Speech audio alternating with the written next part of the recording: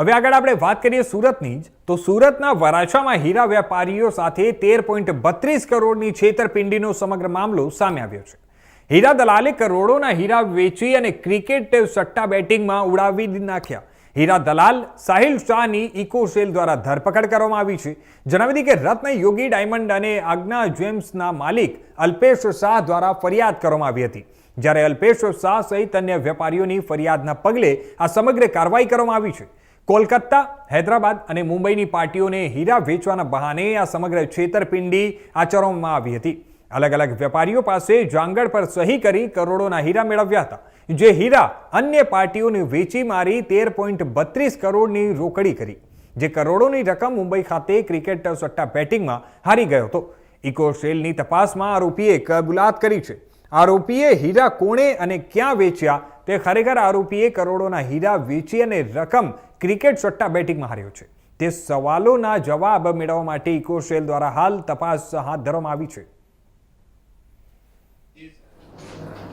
સુરત શહેર police economic offences wing અલગ અલગ આર્થિક રિલેટેડ જે ગુનાઓ છે એ ગુનાઓની તપાસ કરતી હોય છે। પોલીસ કમિશનર ગેહલોત સાહેબ અને જોઈન્ટ પોલીસ કમિશનર રાઘવેન્દ્ર વત્સ સાહેબના માર્ગદર્શન હેઠળ અલગ અલગ આ પ્રકારની જે પણ અરજીઓ ઇકોનોમિક ઓફેન્સ વિંગમાં આવતી હોય છે એની તપાસ કરતા હોઈએ છીએ। એક અરજી અમને અલગ અલગ હીરાના વેપારીઓ પાસેથી જે લોકોની અલગ અલગ ફર્મ્સ છે એવા અલગ અલગ વેપારીઓની અમને અરજી મળેલી હતી।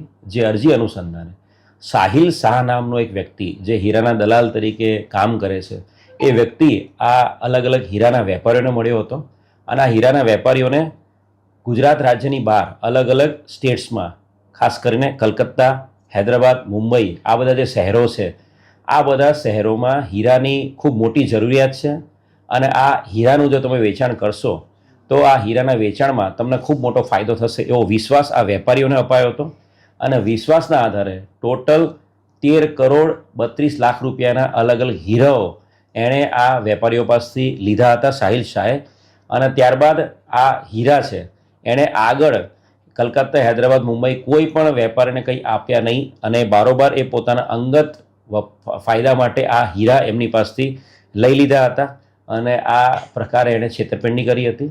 જે ફરિયાદીઓ છે એ ઇકોનોમિક ઓફેન્સ વિંગમાં આવતાની સાથે એની પૂરેપૂર તપાસ કરવામાં આવી હતી અને એના અનુસંધાને સાહિલ હસમુખભાઈ શાહ વિરુદ્ધમાં ગુનાહિત છેતરપિંડીનો ગુનો દાખલ કરવામાં આવ્યો હતો।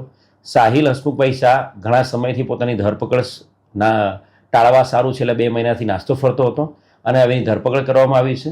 ગુનાના કામે એને અરેસ્ટ કર્યા બાદ હવે એના રિમાન્ડ લેવાની આગળ કાર્યવાહી ચાલુ છે। પ્રાથમિક જે પૂછપરછ કરી છે એ પ્રમાણે એની જે બેંકના અકાઉન્ટ્સ છે એના ફેમિલીના બેંક અકાઉન્ટ્સ એ તમામની ડિટેલ્સ ચેક કરવામાં આવી રહી છે અને પ્રાથમિક પૂછપરછમાં એ ક્રિકેટના સટ્ટામાં આ પૈસા હારી ગયો છે એવી ઇન્ફોર્મેશન આપી રહ્યો છે, પણ વધુ રિમાન્ડ લઈને એની બાબતે ડિટેલમાં તપાસ હાલ ચાલુ છે। કેટલા વેપારીઓ પાસે આ હીરા લીધા હતા, કેટલા કેરેટના હીરાઓ લીધા?